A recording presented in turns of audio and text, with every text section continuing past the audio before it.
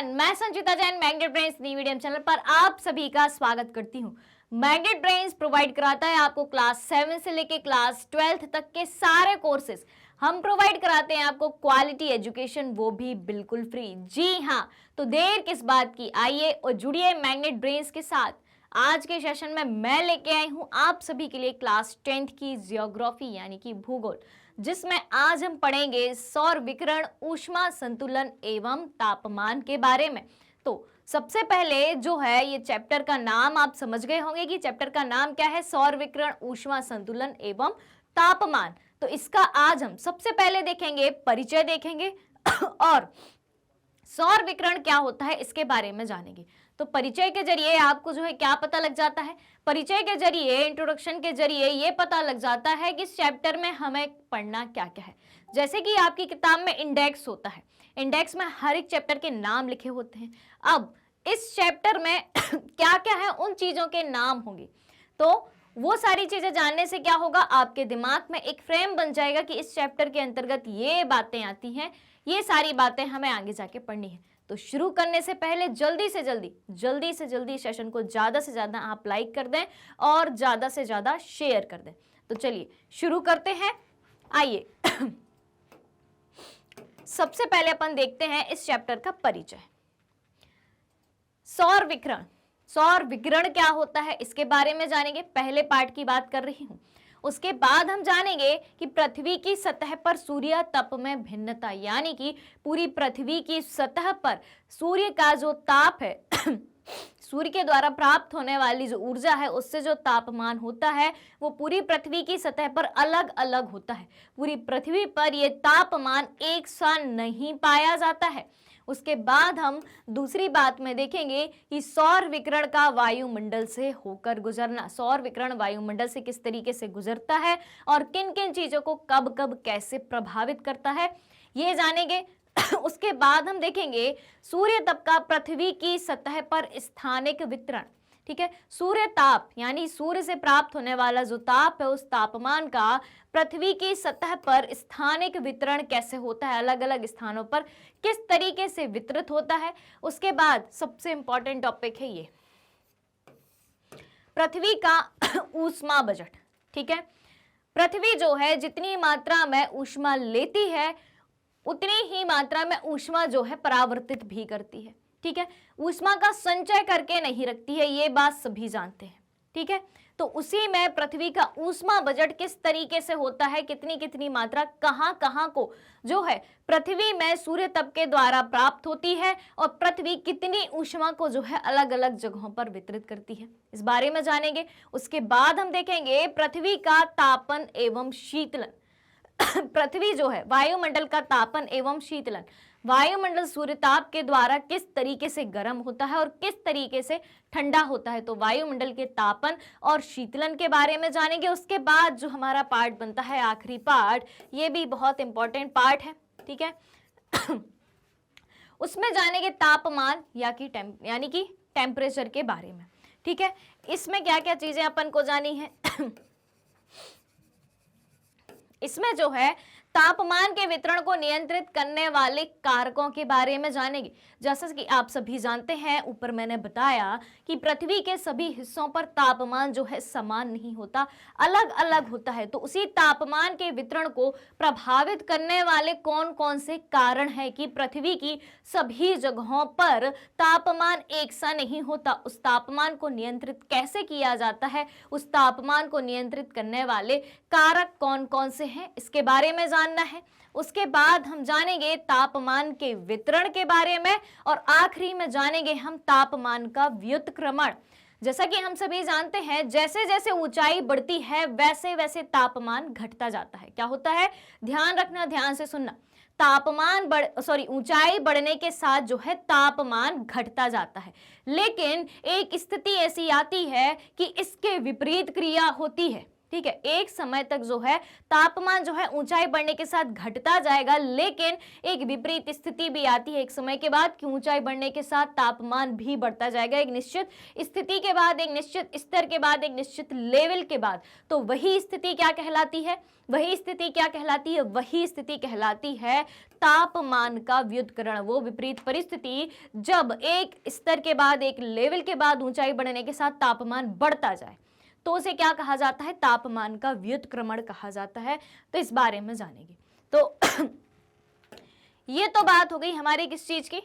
परिचय की बात हो गई कि इस वाले चैप्टर में हमें क्या क्या पढ़ना है। अब ये चैप्टर शुरू करते हैं, और शुरू करने से पहले फटाफट से जितने भी लोगों ने अभी तक लाइक नहीं किया है और अभी तक शेयर नहीं किया है, तो फटाफट से आप सभी लाइक और शेयर जरूर करते जाएं। ठीक है, चलो भाई। तो सौर विकिरण के बारे में अपन जानते हैं सबसे पहले कि सौर विकिरण क्या होता है।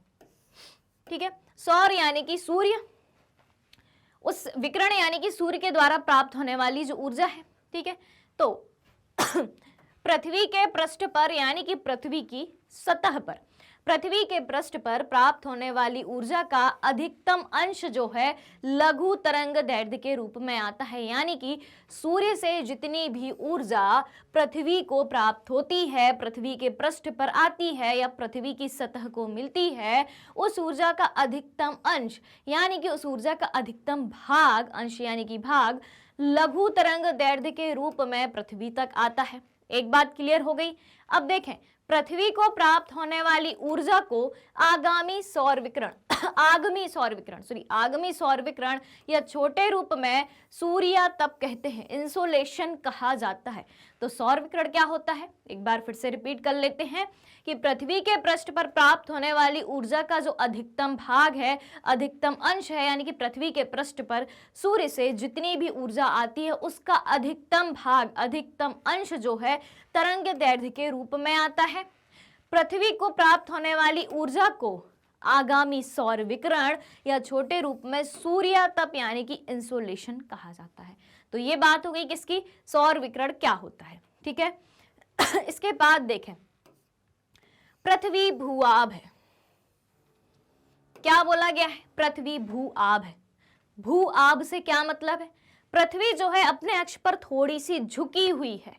ठीक है, पृथ्वी गोल तो है लेकिन पृथ्वी अपने अक्ष पर थोड़ी सी झुकी हुई है, जिसका अर्थ होता है पृथ्वी भूआब है। ठीक है, सूर्य की किरणों का वायुमंडल सूर्य की किरणें जो है वायुमंडल के ऊपरी भाग पर तिरछी पड़ती हैं। क्यों पड़ती हैं? क्योंकि पृथ्वी भूआब है, यानी कि पृथ्वी जो है थोड़ी सी झुकी हुई है। आपने ग्लोब देखा होगा, आप सभी ने ग्लोब देखा है, तो क्या ग्लोब एकदम सीधा होता है? ग्लोब जो है कुछ इस तरीके से थोड़ा सा झुका हुआ रहता है। तो ग्लोब में क्या दर्शाया गया है? ग्लोब, पूरी पृथ्वी ही दर्शाई गई है ग्लोब में। ठीक है, तो पृथ्वी भूआब होने के कारण यानी कि अपने अक्ष पर पृथ्वी का थोड़ा सा झुका हुआ होने के कारण सूर्य की किरणें जो हैं वायुमंडल के ऊपरी भाग पर थोड़ी सी तिरछी पड़ती हैं, जिसके कारण पृथ्वी सौर ऊर्जा के बहुत कम अंश को ही प्राप्त कर पाती है। तो सूर्य की ऊर्जा का बहुत कम भाग पृथ्वी को प्राप्त होना, इसका मुख्य कारण क्या है? इसका मुख्य कारण यह है कि पृथ्वी भूआब है, यानी कि अपने अक्ष पर थोड़ी सी झुकी हुई है, जिस कारण से सूर्य की किरणें वायुमंडल के ऊपरी भाग पर तिरछी पड़ती हैं और जिसके कारण पृथ्वी सौर ऊर्जा के बहुत कम अंश को ही प्राप्त कर पाती है। क्लियर हो गई इतनी बात? यहां तक कोई समस्या?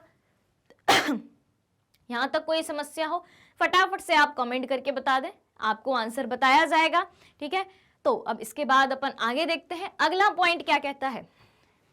पृथ्वी औसत रूप से वायुमंडल की ऊपरी सतह पर, पृथ्वी औसत रूप से वायुमंडल की ऊपरी सतह पर 1.94 कैलोरी प्रति वर्ग सेंटीमीटर प्रति मिनट ऊर्जा प्राप्त करती है। ठीक है, ऊपर क्या बात पड़ी थी कि सूर्य की किरणें वायुमंडल के ऊपरी भाग पर तिरछी पड़ती हैं, जिसके कारण पृथ्वी सौर ऊर्जा के बहुत कम अंश को प्राप्त कर पाती है। अब नीचे क्या बात कही गई कि कितना प्राप्त कर पाती है, वो अमाउंट बताया गया है। ठीक है, तो पृथ्वी औसत रूप से वायुमंडल की ऊपरी सतह पर 1.9 कैलोरी प्रति वर्ग प्रति सेंटीमीटर, ठीक है, प्रति वर्ग सेंटीमीटर प्रति मिनट, यानी कि एक मिनट में पृथ्वी जो है, पृथ्वी वायुमंडल की ऊपरी सतह पर 1.94 कैलोरी प्रति वर्ग सेंटीमीटर पर, यानी कि एक वर्ग सेंटीमीटर पर एक मिनट में 1.94 कैलोरी ऊर्जा जो है वायुमंडल की ऊपरी सतह पर प्राप्त करती है पृथ्वी। क्लियर हो गई ये बात? ये पॉइंट इससे कैसे कनेक्ट किया गया, ये बात क्लियर हो गई? ये दोनों चीजें एक दूसरे से किस तरीके से कनेक्टेड हैं, ये बात क्लियर हो गई आपको? चलो भाई, अब देखें तीसरे पॉइंट की बात करें। वायुमंडल की ऊपरी सतह पर प्राप्त होने वाली ऊर्जा में प्रतिवर्ष थोड़ा सा परिवर्तन होता है, जैसे कि यहां पे बात करी गई है, ठीक है। अब इस चीज को जो है, इस चीज को अपन को यहां से कनेक्ट करना है, ठीक है। क्या बोला गया है कि वायुमंडल की ऊपरी सतह पर प्राप्त होने वाली ऊर्जा में प्रतिवर्ष थोड़ा सा परिवर्तन होता है। जरूरी नहीं कि हर वर्ष हमेशा, ठीक है, हमेशा जो है पृथ्वी की ऊपरी सतह पर यानी कि पृथ्वी में वायुमंडल की ऊपरी सतह पर जो है एक मिनट में प्रति वर्ग सेंटीमीटर पर 1.94 कैलोरी ऊर्जा ही सूर्य से प्राप्त हो, ठीक है। यह परिवर्तन होता रहता है वायुमंडल की ऊपरी सतह पर प्रतिवर्ष, थोड़ा सा, बहुत ही माइनर चेंज आता है, ठीक है। यह परिवर्तन पृथ्वी एवं सूर्य के बीच की दूरी में अंतर के कारण होता है। तो यह परिवर्तन क्यों होता है कि पृथ्वी और सूर्य के बीच की दूरी में अंतर के कारण होता है। इतनी बात क्लियर हो गई कि सौर विकिरण किसे कहते हैं और वायुमंडल की ऊपरी सतह पर जो है कितना ताप प्राप्त होता है सूर्य का, ठीक है, और क्यों प्राप्त होता है, यह बात भी क्लियर हो गई होगी। अब बढ़ा जाएं आगे, चलो भाई। अब जानेंगे हम अपसौर के बारे में। चलो भाई, अपसौर और उपसौर दो घटनाओं के बारे में जानेंगे। बहुत ही इंटरेस्टिंग है, आराम से सुनना, ध्यान से सुनना और ध्यान से देखना। अब देखें, सूर्य के चारों ओर परिक्रमण के दौरान पृथ्वी, अब पृथ्वी जो है सूर्य के चारों तरफ चक्कर लगाती है, ठीक है। मान लो ये पृथ्वी है और ये सूर्य है, तो पृथ्वी जो है सूर्य के चारों तरफ इस तरीके से चक्कर लगाती है, ठीक है। या फिर ये है पृथ्वी, ये है सूर्य, तो जो सूर्य और ये पृथ्वी, ठीक है, तो जो पृथ्वी है सूर्य के चारों तरफ जो है चक्कर लगाती रहती है, ठीक है। तो उस चक्कर लगाने के दौरान यानी कि परिक्रमण के दौरान, ठीक है, तो क्या होता है, परिक्रमण के दौरान पृथ्वी 4 जुलाई को, कितनी तारीख, ये डेट याद रखनी है, 4 जुलाई को सूर्य से सबसे दूर, 4 जुलाई को पृथ्वी जो है सूर्य से सबसे दूर होती है। और कितनी दूर होती है, 15 करोड़ 20 लाख किलोमीटर दूर होती है। कब होती है, 4 जुलाई को, ठीक है। सूर्य के चारों ओर पृथ्वी चक्कर लगा रही है और 4 जुलाई को चक्कर लगाने के दौरान पृथ्वी जो है सूर्य से सबसे अधिक दूरी पर होती है और वो दूरी कितनी होती है, 15 करोड़ 20 लाख किलोमीटर की होती है। पृथ्वी की इस स्थिति को क्या कहा जाता है, अपसौर कहा जाता है, ठीक है। तो अपसौर कौन सी घटना है, अपसौर वह घटना है जब पृथ्वी सूर्य से सबसे ज्यादा दूरी पर होती है और पृथ्वी सूर्य से सबसे ज्यादा दूरी पर परिक्रमण करने के दौरान 4 जुलाई को होती है और वो दूरी कितनी होती है, 15 करोड़ 20 लाख किलोमीटर होती है। तो इस घटना को क्या कहा जाता है, सूर्य से पृथ्वी का बहुत दूर स्थित होना अपसौर कहलाता है। वहीं दूसरी तरफ अब बात करेंगे हम उपसौर की। देखो भाई, अब अपसौर और उपसौर को कैसे याद रखें, नाम एक से है, अप और उप का ही फर्क है। तो उप का मीनिंग क्या होता है भाई, हिंदी आप सभी ने पढ़ी होगी, 11वीं क्लास के आप स्टूडेंट्स हैं। उप का अर्थ क्या होता है, निकट या समीप। उप का मतलब होता है समीप या निकट, ठीक है। चलो भाई, अब अपसौर में जब पृथ्वी सूर्य से सबसे ज्यादा दूर स्थित है तो उपसौर में क्या होगा, उपसौर का अर्थ ही है समीप होना, यानी कि उपसौर सूर्य के समीप होना, ठीक है। तो उपसौर में क्या होता है भाई, ये घटना जो है 3 जनवरी को घटती है, ठीक है। 3 जनवरी को घटती है। 3 जनवरी को पृथ्वी सूर्य से सबसे निकट अर्थात 14 करोड़ 70 लाख किलोमीटर ही दूर होती है। इस स्थिति को क्या कहा जाता है? इस स्थिति को उपसौर कहा जाता है। तो उपसौर कब होता है? उपसौर कब होता है? उपसौर कब होता है? 3 जनवरी को। और अपसौर कब होता है? 4 जुलाई को होता है। यहां पे आप अलग से लिख लें, अपसौर जो है 4 जुलाई को होगा और इधर अपन उपसौर लिखते हैं। याद करने का तरीका मैं फिर से बताती हूं। उपसौर जो है 3 जनवरी को होता है, ठीक है। उपसौर यानी कि पृथ्वी का सूर्य के समीप होना। उप का अर्थ क्या होता है? समीप होना। जुलाई पहले आता है या जनवरी पहले आता है? सबसे पहले आता है जनवरी। तो जो पहली वाली घटना है वो समीप वाली घटना है, तो वो 3 जनवरी को हो जाएगी, ठीक है। वो घटना कब हो जाएगी? वो घटना जो है 3 जनवरी को हो जाएगी, ठीक है। अब जुलाई जो है बाद में आता है, तो बाद वाली घटना यानी कि दूर वाली घटना। दूर वाली घटना कैसे? कि पृथ्वी का सूर्य से दूर स्थित होना। तो वो घटना कब होगी? अपसौर की घटना कब होगी? 4 जुलाई को होगी, यानी कि बाद में होगी। तो इस तरीके से आप याद कर लें। और ये दूरी भी याद करनी है भाई। उपसौर की दूरी क्या है? कम दूरी है, 14 करोड़ 70 लाख, और इसकी है 1 करोड़ कुछ लाख ज्यादा, यानी कि 15 करोड़ 20 लाख। क्लियर हो गई बात? चलो भाई अब बढ़े आगे। इसीलिए पृथ्वी द्वारा प्राप्त वार्षिक सूर्य तप जो है 3 जनवरी को 4 जुलाई की अपेक्षा अधिक होता है। क्या बात कही गई है? कि इसी वजह से उपसौर और अपसौर वाली घटनाएं होने की वजह से पृथ्वी द्वारा प्राप्त वार्षिक सूर्य तप जो है 3 जनवरी को 4 जुलाई की अपेक्षा अधिक होता है। बात क्लियर हो गई इतनी? यहां तक की बातें क्लियर? सौर विकिरण क्या होता है उसके बाद भी 3-4 पॉइंट्स देखे। और सबसे इंपॉर्टेंट चीज है भाई, अपसौर और उपसौर क्या है ये भी पूछा जा सकता है। इससे बीच बीच में से कैसे सवाल बन सकते हैं? बहुविकल्पी प्रश्नों में भी बन सकते हैं कि उपसौर की घटना कब होती है, कितने किलोमीटर की दूरी होती है। अपसौर कब होता है, इसमें पृथ्वी और सूर्य के बीच की दूरी कितनी होती है। लघुत्तरीय प्रश्नों में अपसौर उपसौर क्या होता है, ये सारी बातें पूछी जा सकती हैं, ठीक है। तो सवाल समझ में आ गए कि किस तरीके से बनेंगे यहां से सवाल। चलो भाई अब बढ़ते हैं आगे। अब देखें पृथ्वी की सतह पर सूर्य तप में भिन्नता।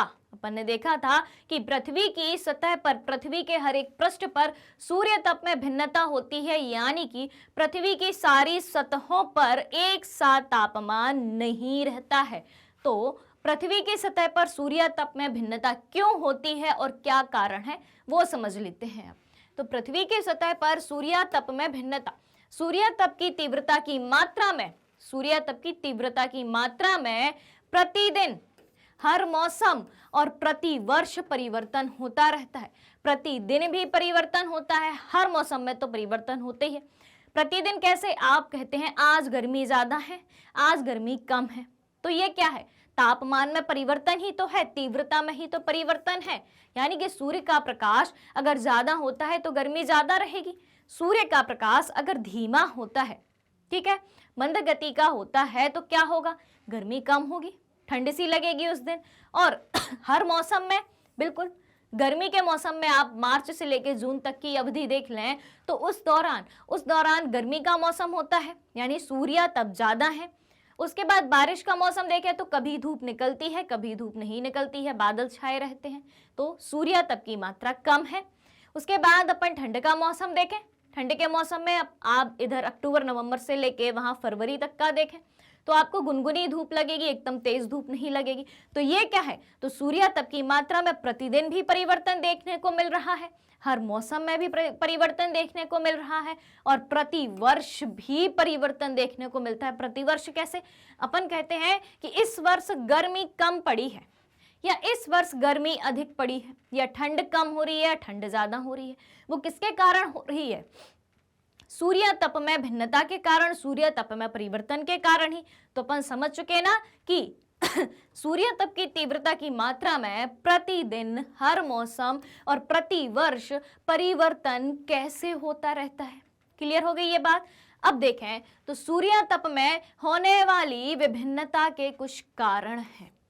भाई क्या क्या कारण हैं उनको भी देख लें कि किन कारणों से सूर्य तप में प्रतिदिन, हर मौसम और हर वर्ष परिवर्तन रहता है और पृथ्वी की सतह पर अलग अलग जगह परिवर्तन तापमान में हमें भिन्नता दिखाई देती है।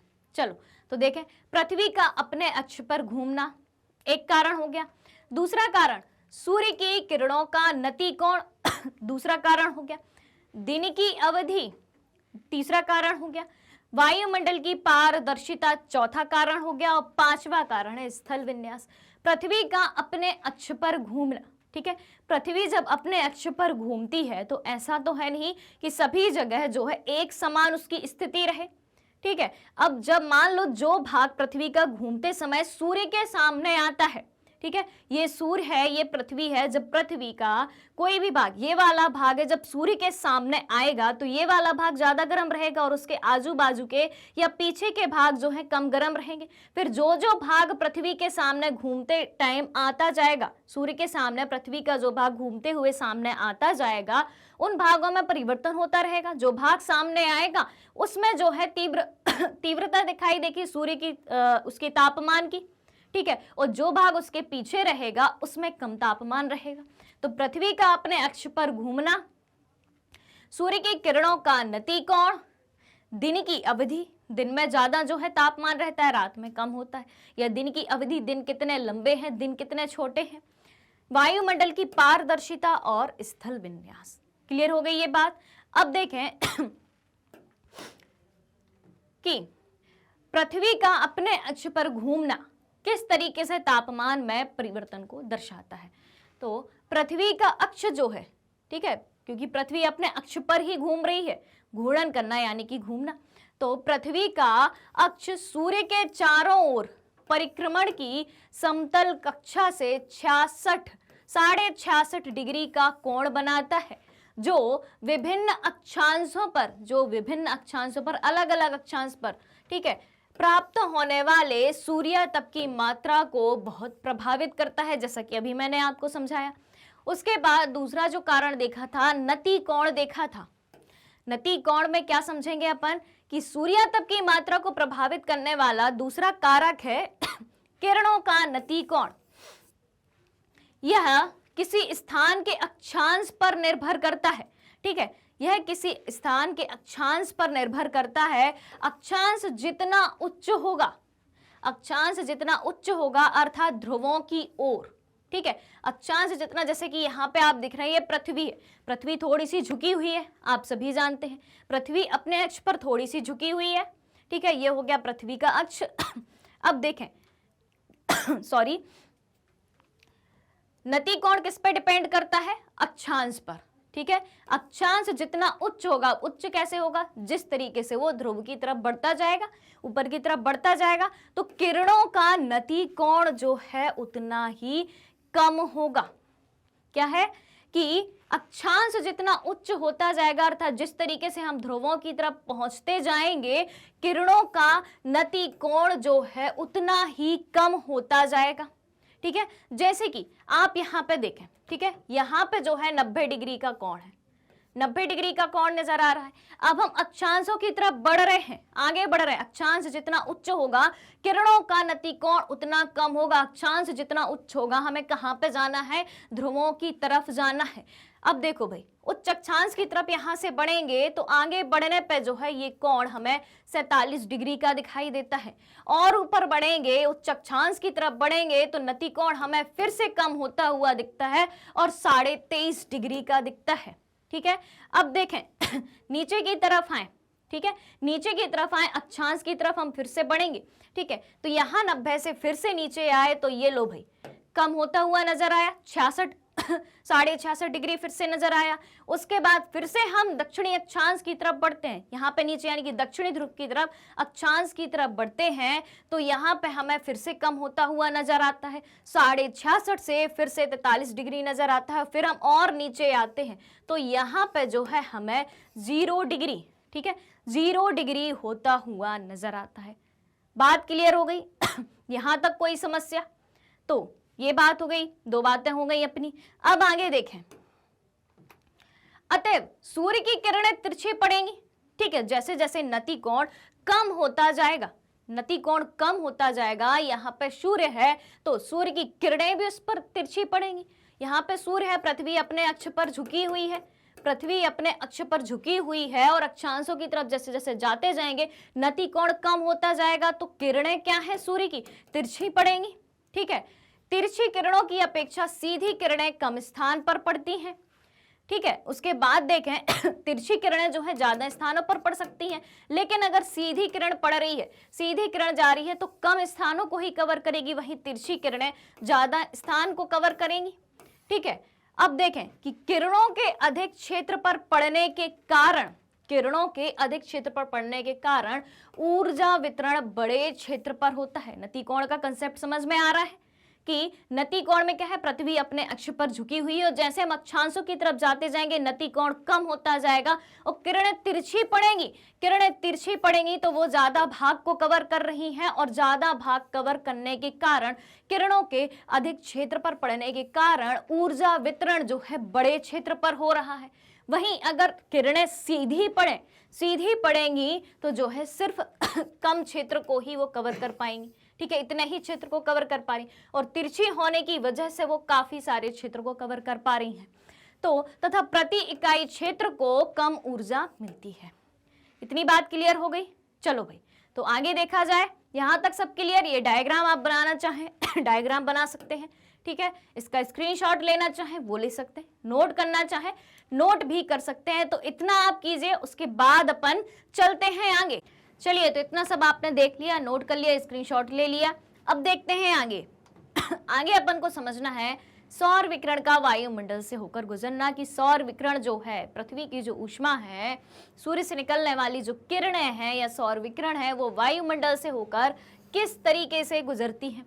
तो पहली बात इसमें देखें, पहली बात देखें कि लघु तरंगदैर्घ्य वाले सौर विकिरण के लिए वायुमंडल अधिकांशतः पारदर्शी होता है। जो लघु तरंगदैर्घ्य वाले सौर विकिरण है, वो सौर विकिरण या वो किरणें जिनकी तरंगदैर्घ्य लघु है, कम है, तो लघु तरंगदैर्घ्य वाले सौर विकिरण के लिए वायुमंडल जो है अधिकांशतः पारदर्शी होता है, ट्रांसपेरेंट होता है।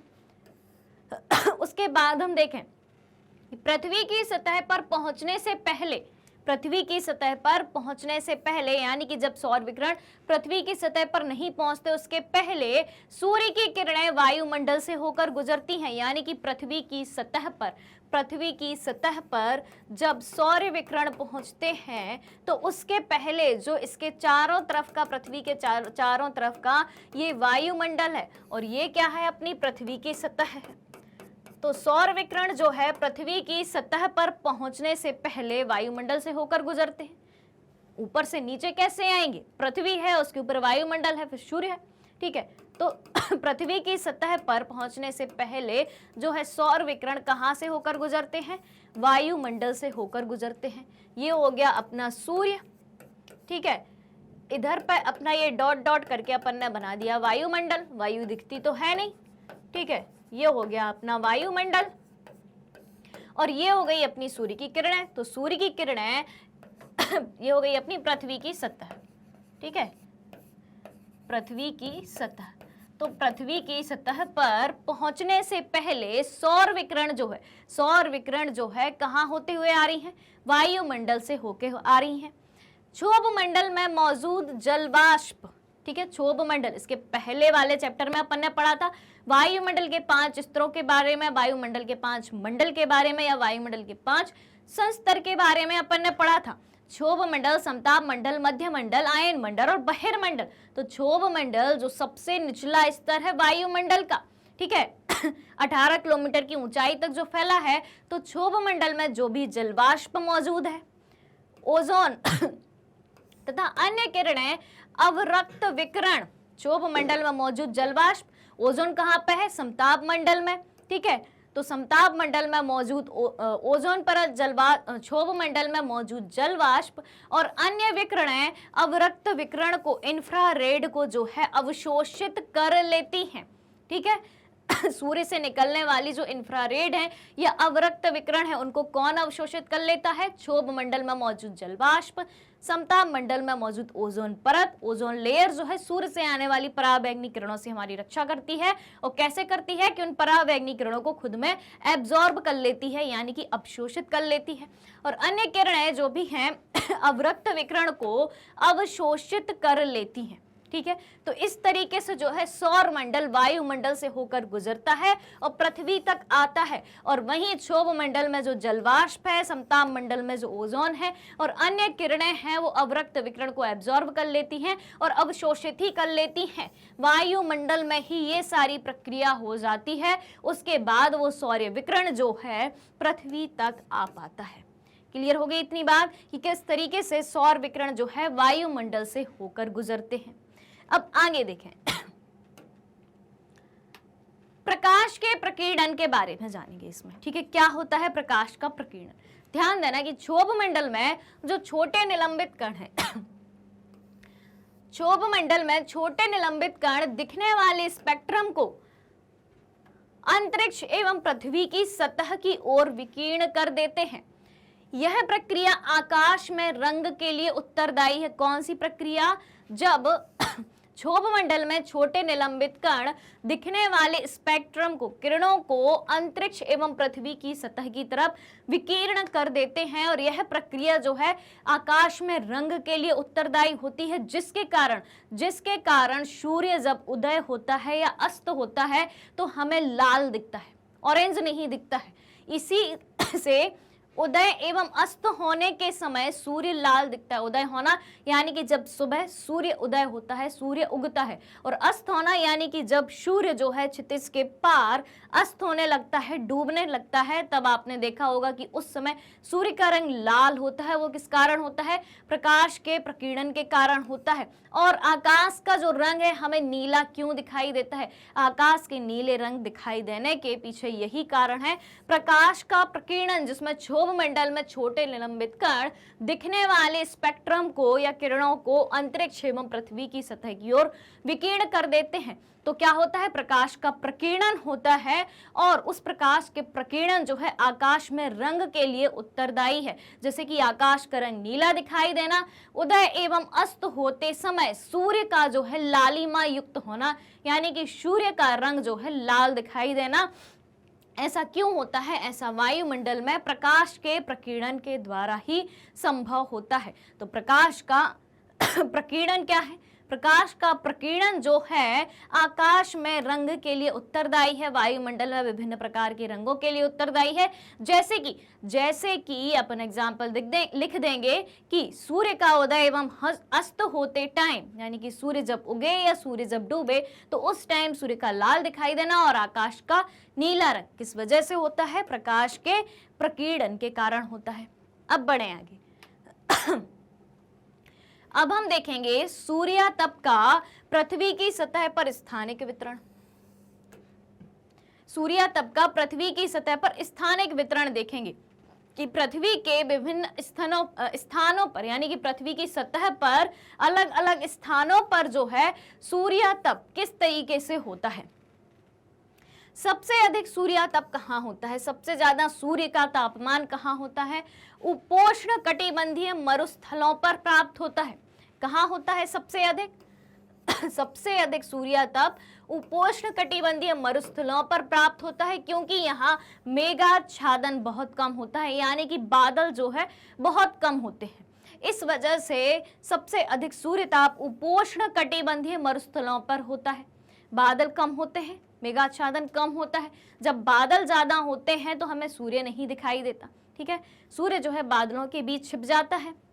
अब देखें उष्ण कटिबंध की अपेक्षा विषुवत व्रत पर है कम मात्रा में सूर्यताप प्राप्त होता है। क्या बात कही गई? कि उष्ण कटिबंध की अपेक्षा विषुवत व्रत पर कम मात्रा में सूर्यताप प्राप्त होता है। उसके बाद देखें सामान्यतया एक ही अक्षांश पर स्थित महाद्वीपीय भाग पर और महासागरीय भाग की बात करें, एक ही अक्षांश पर यानी कि महाद्वीपीय भाग और महासागरीय भाग एक ही अक्षांश पर स्थित होने के बावजूद भी महाद्वीपीय भाग पर अधिक सूर्य तप और महासागरीय भाग में मतलब महाद्वीपीय भाग की अपेक्षा महासागरीय भाग में अपेक्षातया कम मात्रा में सूर्य तप प्राप्त होता है। भले ही महाद्वीपीय भाग और महासागरीय भाग एक ही अक्षांश पर स्थित हों, उसके बावजूद भी महाद्वीपीय भाग पर अधिक ताप होता है, सूर्य ताप अधिक प्राप्त होता है महाद्वीपीय भाग को, और महासागरीय भाग में जो है अपेक्षातया कम मात्रा में सूर्य ताप प्राप्त होता है। उसके बाद देखें शीत ऋतु की बात करें। शीत ऋतु में मध्य एवं उच्च अक्षांशों पर, ठीक है, मध्य एवं उच्च अक्षांशों पर ग्रीष्म ऋतु की अपेक्षा कम मात्रा में विकिरण प्राप्त होता है। कब? शीत ऋतु में, चाहे वो मध्य अक्षांश हो और उच्च अक्षांश है, ठीक है, तो मध्य एवं उच्च अक्षांशों पर ग्रीष्म ऋतु की अपेक्षा सूर्य का ताप जो है शीत ऋतु में कम प्राप्त होता है। इसी वजह से शीत ऋतु होती है, जहां सूर्य का प्रकाश कम पड़ेगा वहां पे ठंड लगेगी, जहां सूर्य का प्रकाश कम पड़ेगा यानी कि ग्रीष्म ऋतु में तो गर्मी की ऋतु होगी।